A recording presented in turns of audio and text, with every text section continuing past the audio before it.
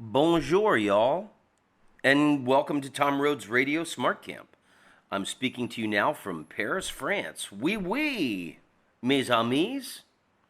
Um, I'm at my friend Phyllis's apartment. She's a French comedian who spends a lot of time in London. If you're wondering how it's possible that I get to travel around the world so much, it's often very much from the generosity of very good friends, and the fact that I have a free place to stay in Paris, keeps bringing me back. So I'm sitting here sipping on cold Perrier. Let's have a sip.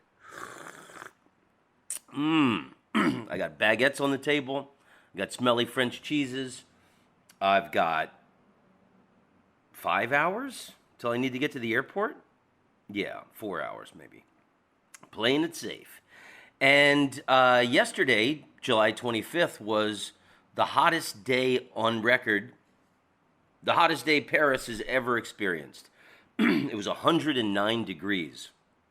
And my friend Phyllis, her apartment is right next to Saint Sulpice Cathedral, which is a very important church in the French Revolution because it was half built when the French Revolution broke out. And that's why one of the domes on the top is more ornate than the other, because after the French Revolution, they wanted to get rid of religion. And they said, no, we ain't got no more money for the church. But somehow they got a dome up there, but it's just not as fancy as the one on the left side. So there's this beautiful fountain in front of Saint Sulpice, and I believe it's called Fontaine Saint Sulpice.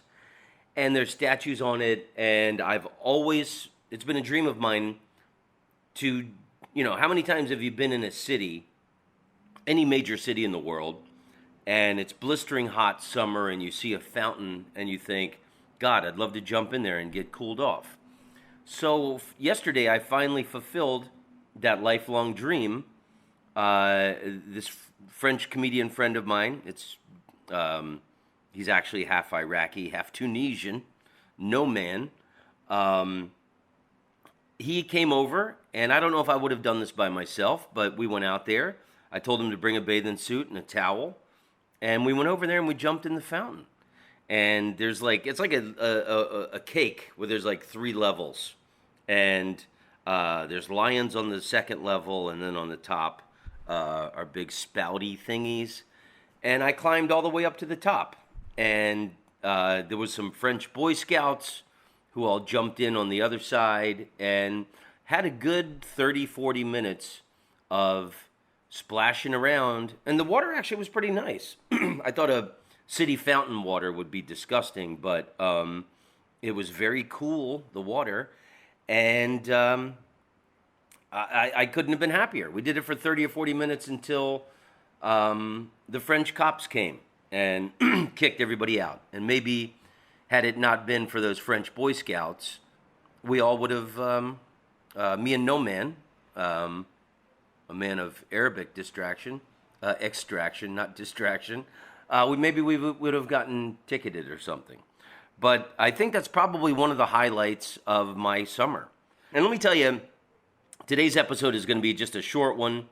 I wanted to say hello, blow you a kiss from my favorite city in the world. A lot of things have been happening. First of all, I planned this trip to Paris in January when Ashna and I had just split up, and I thought this would be my reward to myself. You got to do something, when something difficult happens to you, I think you need to do something nice for yourself. Be it buy a pair of shoes. My favorite Doors lyric of all time is, so when you're sad and feeling blue, go out and buy yourself a brand new pair of shoes. So I wanted to come to Paris and just nibble baguettes and eat smelly cheeses and go to Storer, my favorite, the oldest patisserie in Paris. And I did. I ate 3 peach tarts and 1 apricot tart yesterday.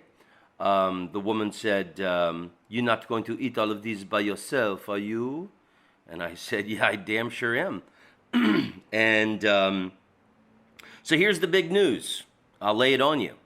Yesterday, also, hottest day of the year, I got an email from the lawyer saying that the divorce with Ashna is final. So, wow, there I am. I'm a divorced man. And legally, Ashna and I are separated. It was a beautiful 10 years.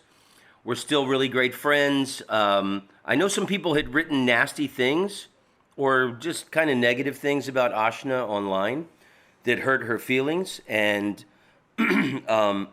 sorry, Jesus Christ, these lozenges are killing me. Please do not think negatively of Ashna. She's still one of the most important human beings in my life. I still consider her family. I'm still closer with her than I am with most of my own family. And I became a better human being and a better comedian because of her. So it's funny that now, I planned this trip in January, and now here I am enjoying this trip, and that's when I got the email saying that the marriage was officially terminated by the state of California. But Ashna, the greatest thing, she got her master's degree in psychology, and, she basically was my therapist for the last 10 years and helped me work out all kinds of negative feelings that I had about things that had happened in the past, things that had happened with my family, and I still love her dearly. And she will always be a part of my life. She's still helps me put out this podcast. She still helps me with certain writing projects. So if you've got any negative feelings for Ashna, please get rid of them, because she's always going to be in my life, and she's always going to be like family to me. So there you go. And the other big news is I'm in a relationship. I met a very nice young woman. I'm not going to say a lot, but we just spent a week in New York City, and it was pretty magical. And I'm pretty much high on love once again. So yeah, there's no reason to pity me. I got there was a couple of new subscribers to Patreon on the $5 level, and that made me think I got to put out a podcast. Anybody who's waiting for the next episode of the Lord Byron, I got to be focused for that. And now that I'm in France, my brain is swirling with French writers and French Revolution and French music, and I'm gonna get back on the Lord Byron episodes next week, hopefully. But I had some new subscribers, and then also all of my regular subscribers to the podcast. That basically is the boot that I needed in my ass to put out this episode right now. Yeah, and it's funny is the people who, my golden Buddhas, the people who give $20 a month, I've written out the postcards to you, and I have them here, but I have American stamps on them, so I can't throw them in a French mailbox.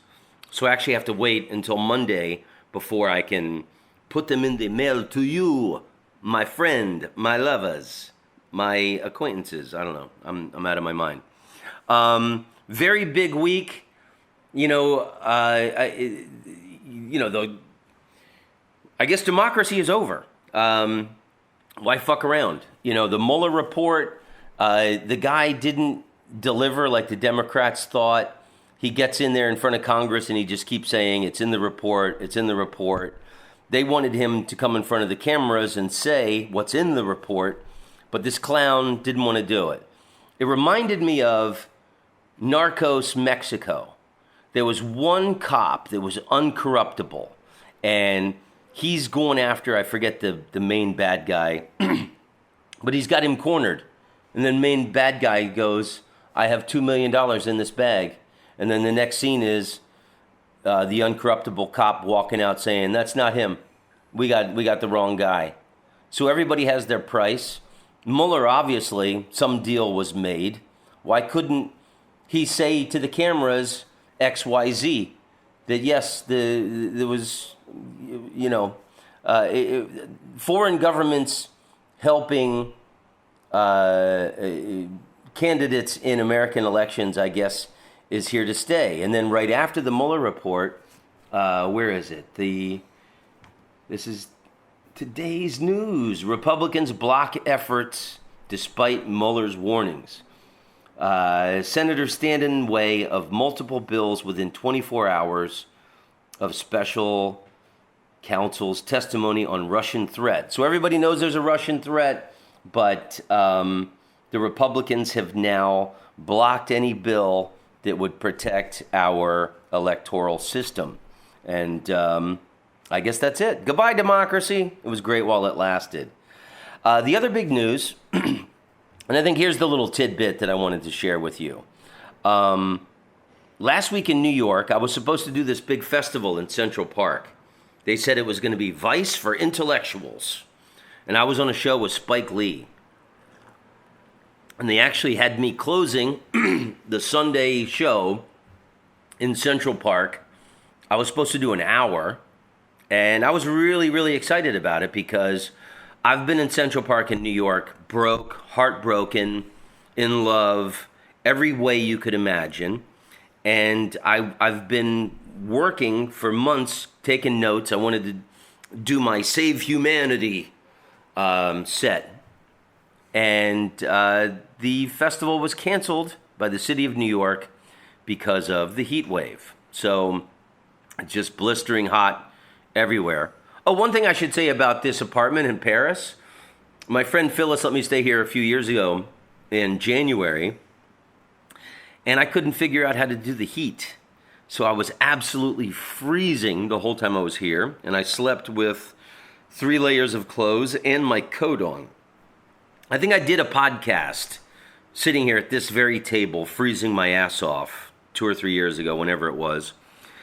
And most people in Europe do not have air conditioning. So this week I'm sweltering. If, in case you were wondering, it's much nicer to be sweltering in Paris than it is to be freezing, in my opinion. So also last week, Jesus Christ, I got tickets for my new love interest. We went and saw To Kill a Mockingbird. And it was incredible. And the way it speaks to, the racism and bad shit that's happening in America today, I thought it was a brilliant production. And I've been to one other Broadway play in my life. That was The Lion King 20 years ago. So every 20 years I'll go see a Broadway production, and it was pretty amazing to go on a date at Broadway. So on the Sunday, I hope this episode is good enough to put out. I'm going to be completely honest with you. I did sets at the Comedy Cellar all weekend, and then there's a new Comedy Central show called This Week at the Comedy Cellar. And all the comedians have to do topical material. And I did, I'd been writing for it all week, and then the story that really, really pissed me off last week was Trump tweeting that these 4 women of color in Congress should go back to their countries. And 3 of them were born in the United States. Only one of them, Omar from Minnesota, she was born in Somalia. And then like 2 days later, in North Carolina, these people at a Trump rally start chanting, "Send her back, send her back." And then Trump, he didn't say anything for like 14 seconds. He sits there smiling with his chin up like Mussolini. And he didn't say anything. And then the next day he praised these incredible patriots for chanting at the rally. So that's it. That's where America is today. We've got a Mussolini-style dictator, And if you are racist and a part of his program of cruelty, you are an incredible patriot. I thought it was a new turning point in America. I didn't think we could get any lower, but I think this week in history was pretty. It's an epochal moment where anyone who's not white is an enemy in Trump's eyes, and anyone who's not white is not allowed to criticize the United States. And then Russian involvement in our elections or any other foreign government or hostile entity of any kind, that's going to be the normal. So I read all these different articles all week on, Trump tweeting and saying incredible patriots and the send her back chants. And I had written all these notes, and I'm going to read you this thing. So I had kind of a clunky set, and it was a TV taping. I did I mentioned Juan El Chapo Guzman was sentenced to life in prison, plus 30. Meanwhile, the executives of the pharmaceutical companies that flooded America with opioids continue to summer in the Hamptons, plus SPF 30. I think Juan El Chapo Guzman should be a reminder to us that spending billions of dollars to build a wall is a waste of money because the Mexican people have proven themselves to be very adept at tunnel making. Just remember, why would two Christian countries build a wall between each other? Because they're not white, silly. And then the audience groaned, and I knew I was in trouble. Just remember, wherever you build a wall, racquetball flourishes. So, we're building up. So on Sunday, I pulled together all my notes on how I felt, and I was pissed off. I'm sorry. And I guess I shouldn't address issues when I'm pissed off. But I thought it was really, really brave. And none of the other comedians, all the other comedians did much better than I did. And my set was definitely awkward, and I do not think it will be aired. And I think I'll be very lucky if it doesn't air, because if this goes online or if Comedy Central airs it, I'm going to get all kinds of shit from the Trump supporters.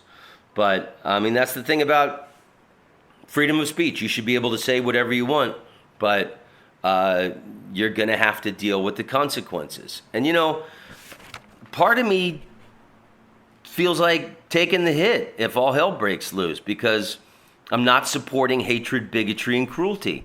And fuck all of these religious people. Just fuck all these people, who have hijacked my Jesus. And, they are not exclusive heirs to the word of Jesus. They're not the only believers in him. And as I learned in Holland, there are more than one kind of Christian. There's the Christian right, Christian left, Christian green left.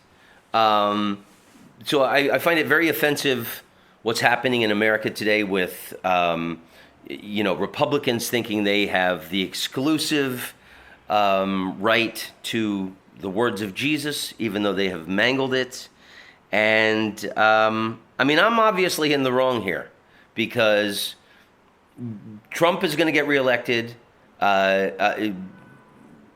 Harsh brutality is the hot new thing with all the kids, and I'm still this bleeding heart liberal who cares about people. So anyway, fuck me.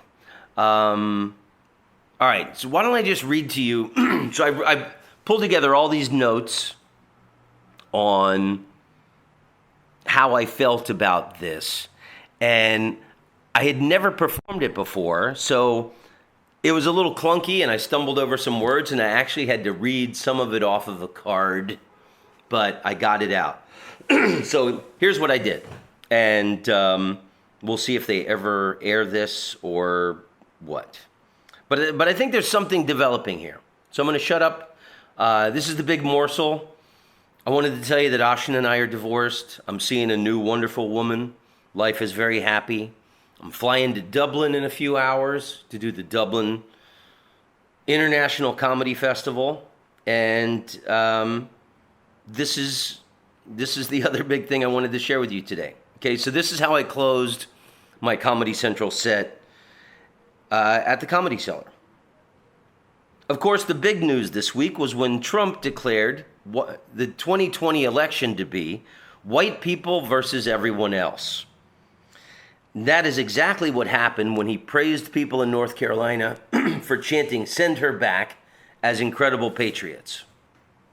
In case you missed it, earlier this week, Trump said that the 4 women of color in Congress had criticized America, and if they didn't like it, they should go back to the crime-infested shithole countries where they came from. Isn't the slogan "Make America Great Again" a criticism of America? And all he does is criticize America. And yet the Republicans remain silent and refuse to call out Trump on these racist attacks. The San Francisco Giants are my favorite baseball team. And when Barry Bonds was crushing all of those home runs, I knew he was on steroids. But I didn't say anything because he was on my team and he was winning games. And that is how the Republicans are with Trump now. They won't say a word because he is winning games for the team. He's crushing it. He cut taxes for the rich. In 6 states now, he has taken away a woman's right to have an abortion. And I want to remind everyone that there is no greater expression of American freedom than a woman's choice to do with her body as she chooses. So it's actually un-American not to abort a child. And then the audience groaned and I said, yeah, I said it. Fuck you people. I didn't want to be on television anyway. They love short, pithy chants like "lock her up" or "send her back." That is why anyone who is against Trump should start chanting "flush this turd, flush this turd, flush this turd." But that wouldn't work because it's not Trump's fault that the toilet got clogged. It got clogged because we kept stuffing too much shit in it. Trump is just the turd swirling around at the top. Trump keeps saying that he doesn't want people from shithole countries coming to America. He wants people from Norway to come to America. Do you know anything about Norway? Norway is the #1 country in the world for gender equality and gender equality pay. Norway is the #1 country in the world to be a woman, and the environment is protected in Norway's constitution. In the United States, we don't even recognize that climate change exists. In the United States, we think that hurricanes are God's punishment for our lenient treatment of homosexuals. I have 2 brothers. Both of them are pea-brained fuckwits. My asshole brother I haven't spoken to since 2015. The last time I saw him, he was punching me in the chest and yelling, "You voted for Obama. Obama's ruining this country." Then the brother that I get along with told me the last time I was at home that he and his church are at war with the left because the left are trying to advance the liberal gay agenda. And you, Tom, are the embodiment of the left. I told my brother, what you call the liberal gay agenda, I call the teachings of Christ. To be compassionate, caring, and empathetic to others. At that point, a few people clapped, made me feel good. And we all know that Trump is going to get reelected. And we all know that a vote for Trump is a vote for hatred, bigotry, and cruelty. So when you go to vote for Trump next year, I want you to picture taking a shit in Jesus' mouth. And right before you push the button, imagine slamming the top of Jesus' head and his chin so that he really chokes on the shit in his mouth. And as you push the button to vote for Trump, you should say, "Fuck you, Jesus," because that is what a vote for Trump is, a fuck you to Jesus. I have a new slogan for 2020. How about, "Make America less pea-brain fuckwitted"? As the embodiment of the left, I wish you all socialism. Wow. Yeah. So you can probably gather that Comedy Central isn't going to use a piece where I suggest picturing taking a shit in Jesus' mouth. Anyway, well, that's that. It might, I don't know, man. Should we all just fall in line with this dictator and see what happens? Should we even get angry anymore? I mean, to get angry and to everything seems like a lost cause. If Mueller can't stand there in front of Congress and tell them what he wrote in the report so that pea-brained fuckwits can digest some truthful information from a source other than Fox News, I don't know, man. None of us, I mean, wow. What's the point? I saw this really nice thing where Nick Cave has started to, a thing where he's starting to answer questions from fans. I think I should do this. So if you want to email me through my website, tomrhodes.net, any question you want, I will read it on the podcast, or I'll collect them and do a special episode about it. But he got a question from this guy, George, in Alabama. Do you ever get tired of all the pretentious fat lesbians who enjoy your music? Personally, I enjoy a lot of your music, but I find most of your fans insufferable. I'm just wondering if you're on the same page. And then Nick Cave writes back, Jesus said on the cross, forgive them for they know not what they do. George, I think Jesus may have been talking directly to you. After swiftly establishing that George was being an asshole, he moves on to the subject of free speech in an effort to square two beliefs. That while people should have the right to say what they want, they should also face the fallout of their words. The opportunity to act in a better way is one that is continuously afforded to us, to try to make the next thing we do the best thing, rather than the worst thing, the destructive thing. In this instance, George, it's not too late for you.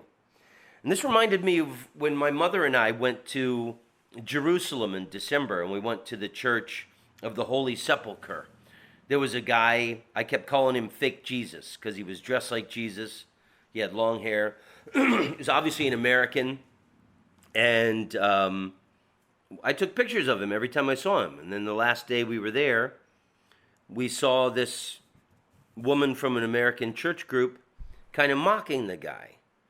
And she says, I went over and took pictures, and I saw him talking to the woman, and the woman goes, she's like holding a flag. I know I talked about this before. Listen to that French police horn. She's holding a flag, and she's got like 50 people on a tour group with her. And she goes, so do you do miracles too? And he points to where Jesus was crucified, and he says, only Jesus can do miracles. And then he paused, and he said, the true miracle is when a bad person becomes a good person.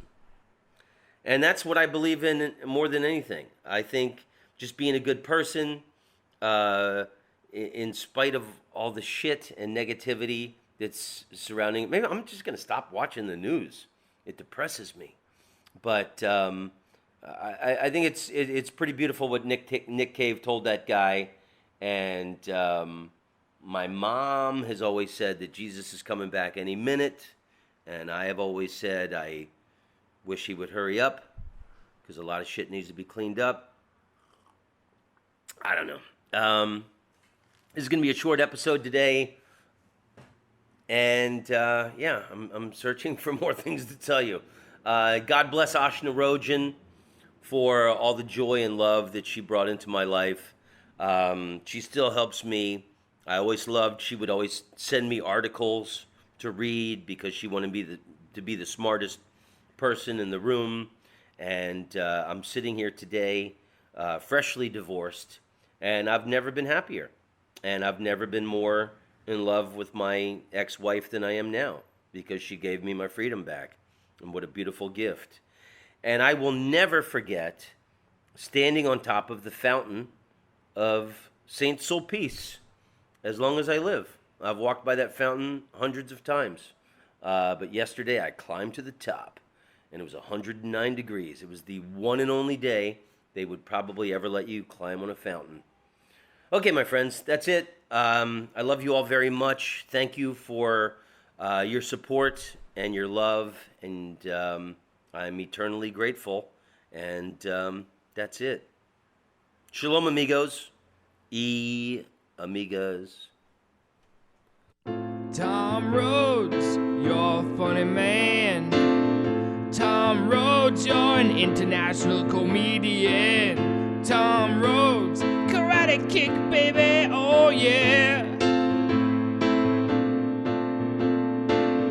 Tom Rhodes, you're a groovy dude. You go all around the world, telling jokes to all of the people. You are an international comedian. You're funny to everybody in every single country in the world. Tom Rhodes, I like you very much. I think you're talented and very wonderful. Tom Rhodes, you're the best guy in the world. I wanna be your friend. You should call me sometime. Here is my phone number, 603-644-0048. Yeah. Tom Rhodes, you're an international comedic sensation. Tom Rhodes, I like to listen to your podcast. Tom Rhodes, you're the best man to ever walk on the earth.